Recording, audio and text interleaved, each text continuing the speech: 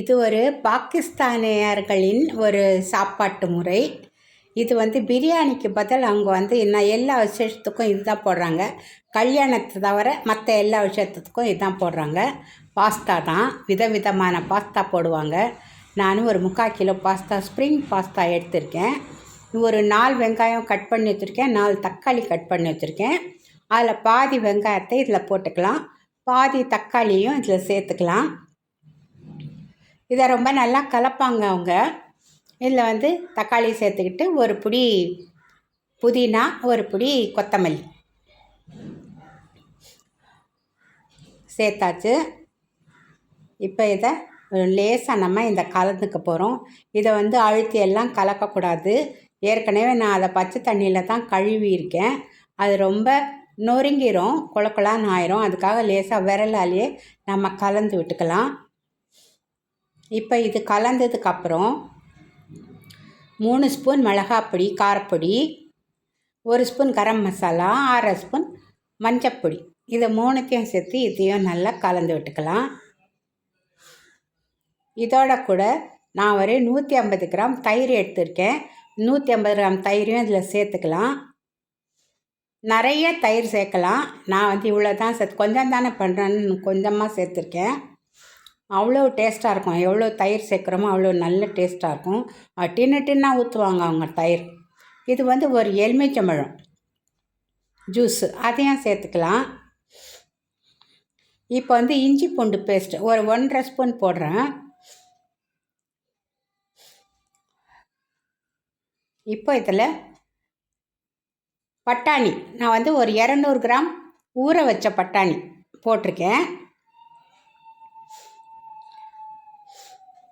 தேவையான அளவு உப்பு சேர்த்துக்கலாம். இதை இப்போ நல்லா கலந்து விட்டுக்கலாம்.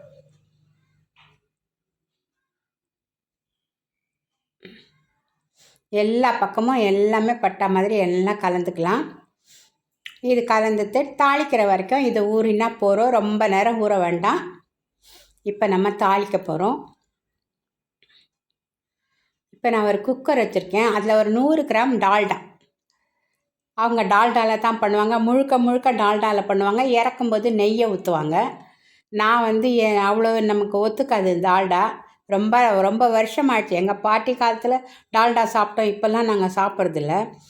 இப்போ அதில் ஒரு 100 கிராம் டால்டா போட்டிருக்கேன். ஒரு 50 கிராம் எண்ணெய் சேர்த்துக்கலாம். எண்ணெய் சேர்த்து நல்லா காஞ்ச உடனே எல்லா மசாலாவும் போட்டிருக்கேன் நான். லவங்கம், பட்டை, ஏலக்காய், கருப்பு ஏலக்காய், கல்பாசி, அப்புறம் பிரிஞ்சி இலை, அப்புறம் அன்னாச்சி பூ எல்லாமே இதில் போட்டிருக்கேன். இன்னும் அவங்க ஜாதி பத்திரி அதெல்லாம் போடுவாங்க, அதெல்லாம் நாங்கள் போடல. ரொம்ப ரொம்ப வாசனையாக இருக்கும். ரொம்ப வாசனை இருந்தாலும் எங்களால் சாப்பிட முடியாது. அது போட்டாச்சு. போட்டு இதை நல்லா பொரிச்சு விட்டுக்கலாம். சோம்பு மட்டும் போடலை, சோம்பும் போட மாட்டாங்க அவங்க. மீதி இருந்த வெங்காயத்தையும் இதில் சேர்த்துக்கலாம். சேர்த்து நல்லா இதை வதக்கிக்கோங்க. கொஞ்சம் ப்ரௌன் கலர் வர வரைக்கும் வதக்கிக்கோங்க. அப்புறம் இதில் மீதி இருக்கிற தக்காளியும் சேர்த்துக்கலாம். இதையும் சேர்த்து நல்லா வதக்கி விட்டுக்கோங்க. ஒரு வாட்டி இதை செஞ்சு பார்த்து சாப்பிடுங்க. இது அடிக்கடி சாப்பிட, ஒரு வாட்டி நீங்கள் சாப்பிட்டுட்டிங்கன்னா அடிக்கடி இது சாப்பிட தோணும். ஆனால் இதை அடிக்கடி சாப்பிடக்கூடாது. பாஸ்தா அது ரொம்ப நல்லதில்லை உடம்புக்கு. சரியா? டால்டா அதுவும் ரொம்ப நல்லது. சும்மா டேஸ்ட்டுக்கு வேணால் சாப்பிட்லாம். இப்போ ஒரு 1/2 கிலோ கல்லீரல், ஈரல், கொஞ்சம் சிக்கன் மொத்தம் சேர்த்துருக்கேன். அவங்க முழுக்க முழுக்க முழுக்க கல்லீரல்லையே பண்ணுவாங்க. இதை ஃபுல்லாக கல்லீரல் தான் பண்ணுவாங்க. சில நேரம் கல்லீரல் பண்ணுவாங்க, சில நேரம் மட்டன் போடுவாங்க, சில நேரம் சிக்கன் போடுவாங்க. நல்ல பெரிய பெரிய துண்டாக வெறும் லெக் பீஸாகவே போடுவாங்க. இதில் அந்த மாதிரி போடுவாங்க. இப்போ நானும் கொஞ்சம் வீட்டுக்காக பண்ணுறேன், உங்களுக்கு காட்டுறேன்னு நான் கொஞ்சமாக போட்டிருக்கேன். போட்டு இதை நல்லா வதக்கி விட்டுக்கலாம். நல்லா அந்த நெய்லேயும் எண்ணெயிலையும் மசாலாலையும் நல்லா வதங்கட்டும். இப்போ இதில் நம்ம கலந்து வச்சுருக்குறோம் இல்லையா பாஸ்தா, அந்த பாஸ்தாவை இதில் சேர்த்துக்கலாம். எல்லாம் உதிரி உதிரியாக சேர்த்துக்கோங்க. மொத்தமாக பொதான்னு ஊற்றிடாதீங்க. இந்த மாதிரி கையில் எடுத்து மெதுவாக போடுங்க. ஏன்னா அது பச்சையாகவே நம்ம சேர்க்குறோம், அதில் சுடு தண்ணியிலலாம் போடவே இல்லை.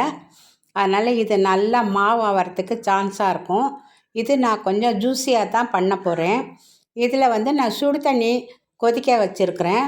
இது வந்து ஒரு 4 கப்பு இருந்துச்சு, நான் அளந்த கப்பில் 4 கப்புக்கு 8 கப்பு தண்ணியை நான் சூடு பண்ணி வச்சுருக்கிறேன். இப்போ அந்த சூடு பண்ணி தண்ணி தான் போட போகிறோம். இது வந்து ஒரு கப்புக்கு 1.5 கப்பு தண்ணி போட்டால் போகிறோம். நான் 1/2 கப்பு ஜாஸ்தி போட்டிருக்கேன், ஏன்னா கொஞ்சம் ஜூஸியாக இருக்கட்டுமே அப்படின்னு சொல்லி. நான் ஆற இது கொஞ்சம் கெட்டி ஆயிரும். கொஞ்சம் தாராளமாக தண்ணி ஊற்றணும்னா இந்த ஜூஸாகவே கொஞ்சம் இருக்கும், நல்லாயிருக்கும். இந்த ஜூஸாக இருந்தால் அந்த டேஸ்ட்டு ரொம்ப நல்லாயிருக்கும். இதை வந்து நல்லா கலந்து விட்டு இப்போது இதை வேக விட்டுக்கலாம். இந்த தண்ணியெல்லாம் நல்லா வற்றுட்டோம். அந்த பாகிஸ்தான் வீட்டில் இந்த விருந்து எப்படின்னு சொன்னேன்னா, அவங்க புது வீடு கட்டி கிரகப்பிரவேசம் பண்ணாங்க. அதுக்கு குரான் ஓத கூப்பிட்டாங்க. நானும் எங்கள் பசங்க எல்லோரும் போனோம். போனப்போ இது தான் அவங்க 25 50 கிலோ பண்ணியிருந்தாங்க. பெரிய பெரிய தேக்ஸா தெருவில் வச்சு ஆளை வச்சு பண்ணியிருந்தாங்க. பிரியாணி மாதிரியே பண்ணாங்க. அதை பார்த்து தான் நான் சொன்னேன், நான் பாஸ்தாலாம் நிறைய சாப்பிடவே மாட்டேன், எனக்கு பிடிக்காது. பாஸ்தா, மேகி, சேமியா இதெல்லாம் எனக்கு சுத்தமாக பிடிக்காது. சரி, அங்கே போயிட்டோம், குரான் ஓதிட்டோம், அது சாப்பிட்டு தான் ஆகணும், வேறு வழியில், இல்லைன்னா நல்லா இருக்காது அப்படின்னு சொல்லி சாப்பிட்டு வந்தோம். நல்லா இருந்துச்சு, எனக்கு அது பிடிச்சிருந்தது. அதனால தான் இன்றைக்கி அதை செய்ய ஆரம்பித்தேன். இப்போ பாருங்கள், இப்போ எல்லாமே நல்லா வெந்து வந்துருச்சு. பட்டாணி, சிக்கனு எல்லாமே நல்லா வெந்துருச்சு. அவ்வளோதான். இதுக்கு மேலே இதை வேக வைக்கக்கூடாது, கூழாயிடும். நான் அடுப்பை ஆஃப் பண்ணிக்கலாம். ஒரு கலக்கி விட்டுட்டு அடுப்பை ஆஃப் பண்ணிடலாம். நீங்களும் பண்ணி சாப்பிடுங்க. கண்டிப்பாக அடிக்கடி சாப்பிடாதீங்க, எப்பயாவது ஒரு நாள் பண்ணி சாப்பிடுங்க. டால்டாலியை தாளித்து சாப்பிடுங்க, ரொம்ப ரொம்ப சூப்பர் டேஸ்ட்டில் இருக்கும். எப்பயாவது ஒரு நாள் சாப்பிடும்போது நம்ம உடம்புக்கு ஒன்றும் ஆகாது. அடிக்கடி தினம் சாப்பிடும்போது தான் ஏதாவது ஒரு பிரச்சனை வரும். இப்போ இதுக்கு மேலே நான் வந்து ஒரே ஒரு ஸ்பூன் கசூரி மெத்தியை நல்லா கசக்கி போட்டுக்கிட்டேன். வாசனைக்கு ரொம்ப நல்ல வாசனையாக இருக்கும். கண்டிப்பாக செஞ்சு பார்த்து சாப்பிடுங்க. பிடிச்சிருந்தா கண்டிப்பாக செஞ்சு பார்த்து சாப்பிடுங்க ஃப்ரெண்ட்ஸ். இது வரைக்கும் நீங்கள் பொறுமையாக பார்த்ததுக்கு நன்றி. அஸ்ஸலாமு அலைக்கும் வரஹ்மத்துல்லாஹி பரக்காத்துஹு.